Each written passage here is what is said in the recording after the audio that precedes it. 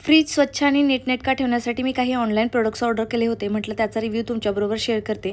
तर हा जो पहिल्यांदा डबा दाखवते, हा डबा खूप युजफुल आहे. कारण यामध्ये फोडणीसाठी लागणारे सर्व सामान मी ठेवत असते. जसे की लसूण, आले, कढीपत्ता, मिरची, टोमॅटो किंवा पुदिन्याची पाने. असे मी ऑनलाईन 2 डबे ऑर्डर केले होते. एक हा फ्रीजमध्ये ठेवते आणि दुसरा ज्वेलरी ठेवण्यासाठी वापरलेला आहे. त्यामध्ये इयरिंग्स, क्लिप्स वगैरे सर्व काही एकत्र मी ठेवत असते.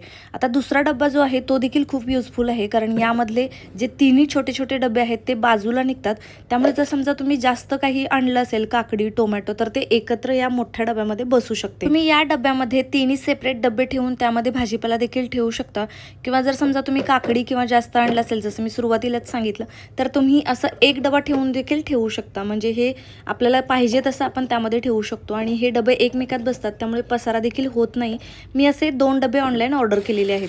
आता सगळ्यात शेवटचे जे आहेत या बॅग्स आहेत, यामध्ये मी भाजीपाला ठेवत असते. जसे की मेथी, पालक किंवा आपण पुदिना देखील ठेवू शकतो.